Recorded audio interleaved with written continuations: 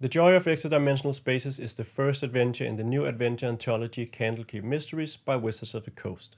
In this video I'll give my review of the adventure, I'll discuss whether you should run it or not, and I'll also give my advice on how I would go about running the adventure.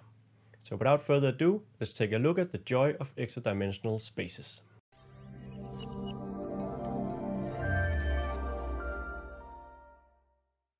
Hi, my name is Joy with Eventyr Games. This will be the first video in a series of videos covering the adventures in Candlekeep Mysteries, Wizards of the Coast's newest adventure book. Today's video is actually sponsored by us.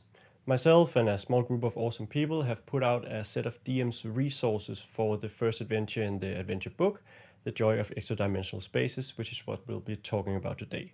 The DM's resources contain maps, advice, cheat sheets, handouts, and stuff like that. Everything you'll need to prepare for and run the adventure so that it becomes as fun and manageable for you as possible. So if you're interested in that and end up running the adventure, you can check out a link to that in the description below.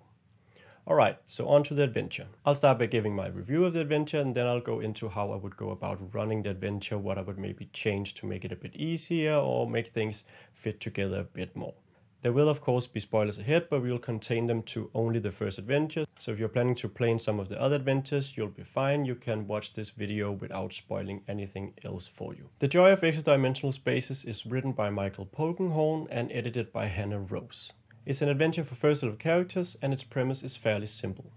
Through lucky or unlucky coincidence, the characters find themselves hidden away in an extra-dimensional mansion where they must solve a puzzle and find some books to escape. The location itself, this extra-dimensional mansion, is wonderfully written and has a lot of fun little encounters, quirky creatures, and different events the characters can experience.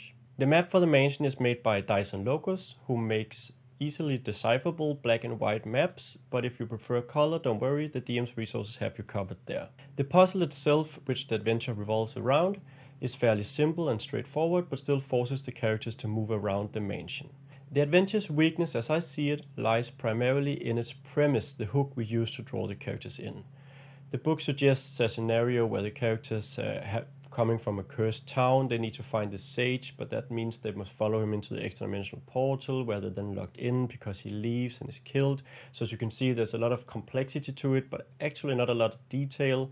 Who cursed the town? There's no real resolution because the sage dies, and in the end you could really run the adventure without ever dealing with a cursed town or anything like that.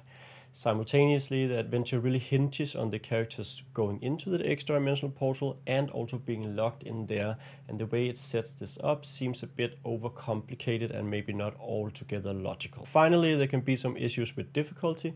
This is always something we have to think about when making adventures for first level characters, because they're simply so fragile and vulnerable at first level, and this adventure could end up on the more difficult side. So would I recommend running this adventure? Yeah, I would. I think it's a fun little first level adventure. It has everything an adventure should have. There's social encounters, there's some exploration, and there's some combat encounters that could be fun.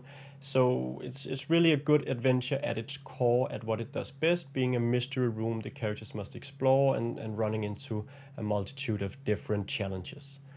Where the adventure is weakest, as mentioned, is the premise and perhaps the difficulty. So what I would suggest is that if you run it, you think about maybe adapting the premise to something else, to the campaign you're running, or simplifying it if you're just running a one-shot, as well as maybe adjusting the difficulty, or at least be prepared to adjust the difficulty if the characters end up either going through too much of the content or too little. Coincidentally, that's also what I'll be covering now as we go into how I would go about running this adventure, as well as some of the changes that I would maybe make to it. As mentioned, we've written an in-depth guide to running the adventure in the DM's resources, so what I'll be going over here is just what I consider to be the most important points. Alright, so let's start with an overview of the adventure. The adventure can basically be divided into three parts. You have the beginning, where the characters arrive at Candlekeep looking for Matreos, end up going in after him into the portal, where he then leaves, and they are left to find their own way out, which involves finding these puzzle books, which makes up the second part of the adventure, exploring the mansion, looking for the books, encountering all the creatures, and so on. In the end, the third and final act of the adventure, the characters are leaving the mansion and discover that Matreos has been killed by this imp, and they must then fight this imp, who ends up being the final encounter of the adventure. So as I've mentioned, the first thing I would change about this adventure is the actual premise for it. We have this premise set up where there's a cursed town and the characters must find Matreus, the sage that can help them lift the curse and so on. And for a number of different reasons, I don't think this exactly works. First off, you have to make up a scenario with a cursed town unless you're just using this as a pickup for one shot, in which case there's probably simpler ways to do it. And secondly, when the characters arrive, very coincidentally, Matreus has just gone into the portal more than a half hour before, but not too long before. So that seems like a very big coincidence that they arrived just at that moment in time. When they then follow him into the portal, he's no longer interested in exploring the mansion, but want to get back to look at this imp figurine, while he'll be very interested in the party exploring the mansion. And of course this is all set up so that we can have Matreus leave the mansion, locking the characters inside, and then not being able to just speak the command word from outside and opening the portal again, and that's why he's killed by this imp figurine. So the issue is here that the adventure really hinges on the characters being locked inside the mansion with no one to let them out from the outside, and the way it sets this up just comes across as a bit too coincidental and maybe a little bit illogical, or something the characters could disrupt if they don't allow Matreus to leave, or if they take the imp figurine and so on, which would sort of make the DM have to adapt on the fly. So what I suggest is that you can really just scrap this whole scenario entirely and have the characters be sucked into the book Jumanji style, literally anywhere at any point in time. You can even scrap the book, having the characters be sucked into the extra-dimensional mansion from literally anywhere. It could be a painting, it could be a spell cast by someone, or it could be a rift in the magical weave, or what have you. The characters could find the book or the painting or the knife or whatever object sucks them into the extra-dimensional mansion in a treasure hoard, or take it from someone, or they've stolen it, or whatever. The point here is that you can literally take this premise, extra-dimensional mansion the characters have to escape, and put it in anywhere. Just be aware that the encounter with the imp outside, which has killed Matreus, is sort of meant like the final encounter of the adventure, a little dot at the end, and that's probably a good thing to do, to just really have a finale to the adventure. So what you can do instead is have the imp follow the characters invisibly, maybe follow them out of the mansion and then attack them right outside. Or you could just have some bandits who've shown up to steal this object from the characters, or any other threat, really. If you want to stay closer to the original story, but maybe make it a bit less coincidental, you can also just have Matreus offer to help the characters if they'll go into the book and look for him, and then he can follow and go along with them.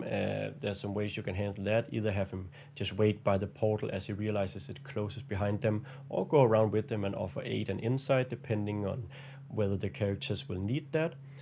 Or you can just have Matreus send out a message for adventurers offering 100 gold pieces for anyone who will help him explore this magical mansion he's discovered. If you don't want Matreus to go inside with them, you can also have him open up this portal, let the characters in, and then the characters realize that the portal shuts behind them. They can maybe hear Matreus' voice from the outside saying, "I can't open it back up again, you'll need to open it from the inside," and that could be a defensive measure that Fistandia, this wizard who's created the magnificent mansion, has put in place, where once you've gone in, another person can't open the portal again before whoever's inside has come out, so someone couldn't follow her inside, or what have you. The point here isn't that there's a right way to run it or a wrong way to run it, but just that the premise as written perhaps isn't the easiest or even most logical way to set up this adventure. It really can be just played at any point in time and plugged into literally any campaign. Alright, so going into the mansion. The puzzle itself, I don't think it's too difficult, but knowing players, they can sometimes just miss the point entirely, go off on a tangent and be completely oblivious about what they're supposed to do. If that's the case, consider having maybe the cats or the homunculi or the fairy dragons help out. They could offer suggestions, or maybe just a hint about how to get out and how to reopen the portal, maybe point the characters toward a book they really can't find for some reason. You can also have Matreus take up this role if you have them following the characters inside the portal and inside the extra-dimensional mansion. All of that is of course up to you, but the point is just be ready to put a helping hand forward for the players if they're not able to figure out the puzzle for themselves. Lastly, there's the difficulty of the encounters. That's something that is always an issue when we are running adventures for first level characters, because they're simply so fragile. In this adventure, there's a lot of tough challenges, and if you have characters that like to explore and go around touching everything and getting involved with every encounter, chances are they'll be in over their head at some point during the adventure. So what I'd suggest is that you have thought about some ways you can maybe help out the party if they get in over their head. That could be a fairy dragon showing up to stun a creature the characters are fighting, or it could be Matreus following the characters along, being a coward and not getting too involved, but stepping forward with a bit of a helping hand if the characters are in dire need. It could also be skipping an encounter if the characters are already really pressed and you don't want to put them over the edge. You can maybe remove the quasit or have the animated broom not awaken when the characters touch it. As for the monsters themselves, the imp and the quasit are decently tough foes.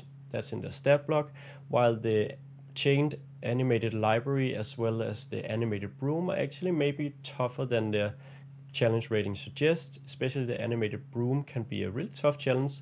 So what you want to maybe do here is not have it be too aggressive. It could stop following the party if they leave it alone or leave the room. And for the animated library, you can really emphasize how slow it is, so that the characters know that they can probably just kite it around the room and don't have to face it directly in melee combat. Alright, so that wraps up this review and guide for the Joy of Extradimensional Spaces. I hope you got something out of it, but if you want more details and also, of course, maps, cheat sheets, handouts, and so on, you can check out the DM's resources, which are linked in the description below. If you like what we do here, click the like and subscribe button. It really helps us out and shows us that these are the kind of videos you want to see. As always, I'd also want to thank our patrons over at patreon.com/Eventyr, who not only supports us, but also helps give feedback and vote on which videos we should make. It's awesome to have a community around what we do here.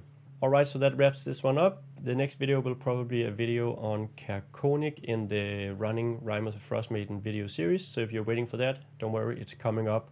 There's a lot of stuff to do right now, but I'll get on it immediately. Thank you and have a great one. I hope to see you in the next video.